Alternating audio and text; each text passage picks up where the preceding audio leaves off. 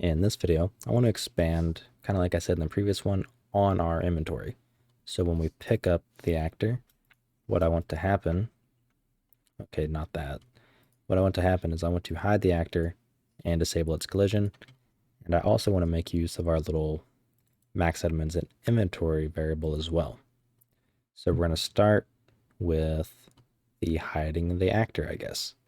Or better yet, let's start with the MaxItemsInventory. That'll be the simplest that we can easily test right now. So in our add item to inventory function, we're going to do a simple check. So if items.num is greater than or equal to max items in inventory, less than max items in inventory and item. So if we can hold, well, if we have remaining slots in our inventory and item is valid, we pick it up. So we're going to go ahead and give that a quick try right now. So let's launch up our project and just simply make sure it works by spamming the same item. So walk up, press E, 1, 2, 3, 4, 5, 6, 7. Okay, it stops at 5. So that means it's working. We can only pick up 5 actors. So that's great. Next up, we want to make our pickup function. So in interactable.cpp, let's do what this comment says. So first things first, we're going to do mesh. We want to hide it. So we can set, what's it called? Set hidden in game. We can do true. And the other one is mesh set collision enabled. Collision enabled. No collision. And that's it. So then I want to grab this, paste it into our drop, and do the exact opposite. So we're going to set hidden in game to false. And then the collision to be query and physics.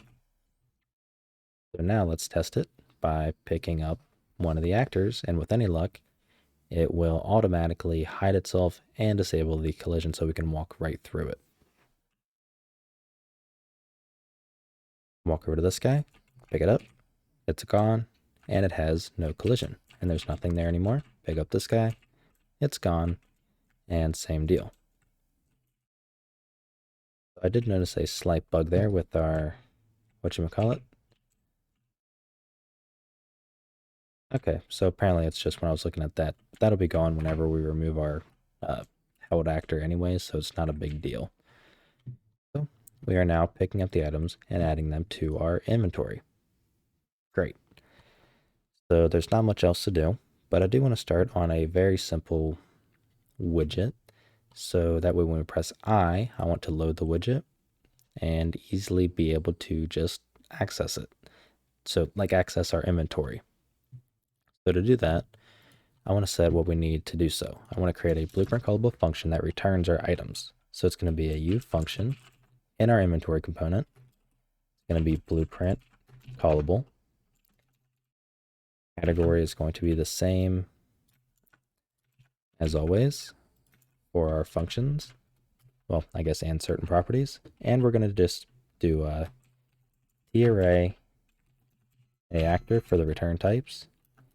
Let's call it get inventory items, and it's going to return items.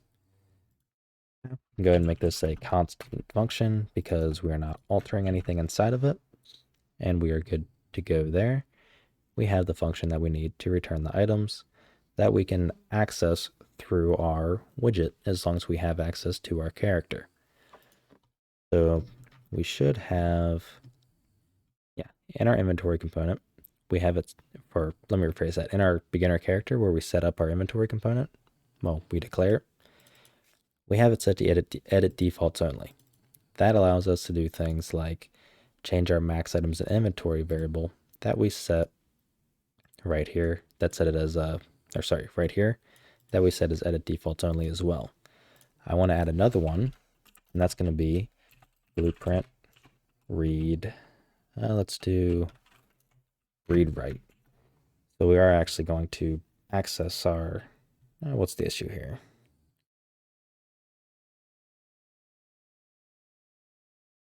It's compatible with the, we're not set to read only, unless it's because we're set to edit defaults only. Oh, let's see. Let's just see if it builds. Or if this is just one of those annoying little complaints. Okay, so should not be used. Oh, right. So we are set to private. So what I'm going to do is I'm going to actually take this component and just simply move it down to one of our protected sections where it should be good to go and accessible. There we go. We compiled just fine, so we know that that should be okay. So now we can access our inventory component through Blueprint. One thing we need to add is a way to drop items. So pretty much we're going to have to kind of make a structure that I think that'll make it easier to access through our widget, but we're just going to tinker around with it first. But pretty much what I was thinking was we have a function called drop item. It takes in an item and simply searches through our array of items.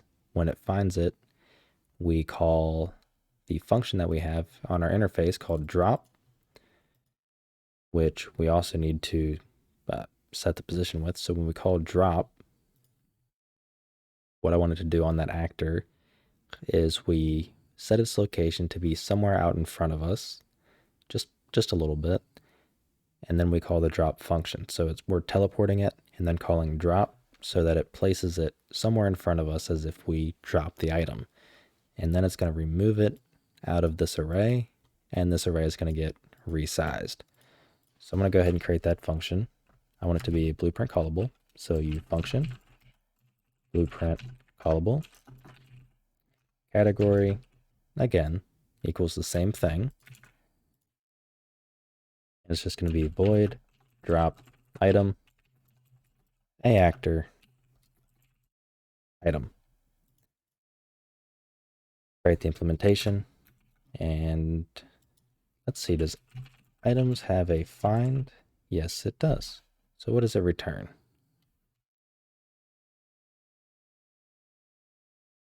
Item, and what's the second element? Doesn't really matter. So item. So does this return anything? Again, go away. Index of the element. So great. So returns what? Index none.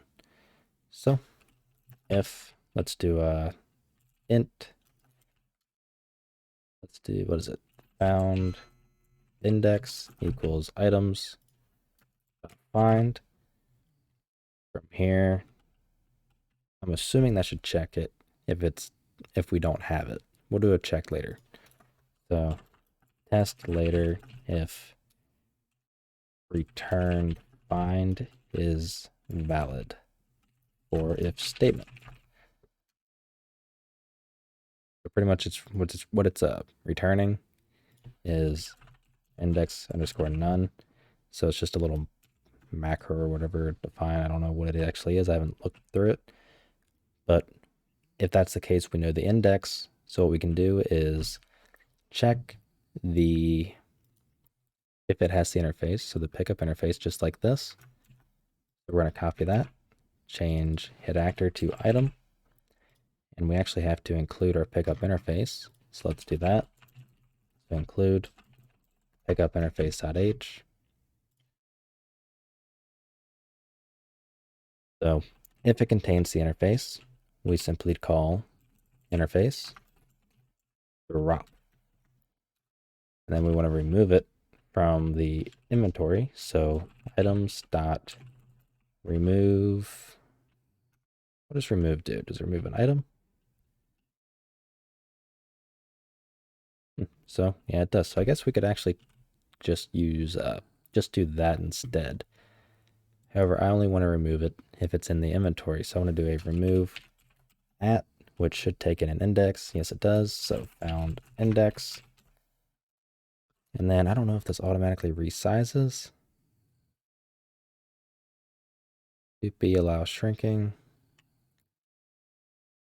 Default is true, so we can leave all those parameters by default.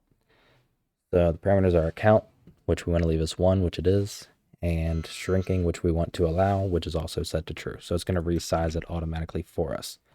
So hopefully we should just be able to call drop item, and it should drop it for us. So I also want to do set actor location somewhere in front of us. And then I want to print a log. Warning text, dropping actor, %s, item, get name. So we can see the name of the actor that we drop.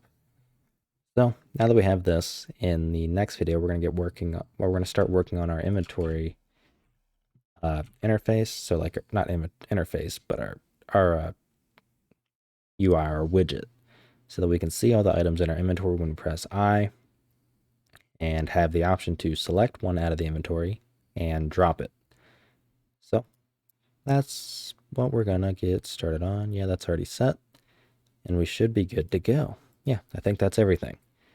So if you like what I'm doing and you want to help support me, you can find a link to my Patreon in the description below, where I create a team deathmatch game mode along with a bunch of other features just for my patrons and show you every step of the way. If you have any questions or anything like that, you can also find a link to my Discord server below as well, where I'll try to help you out to the best of my abilities. And as always, I will see you in the next video. Take care.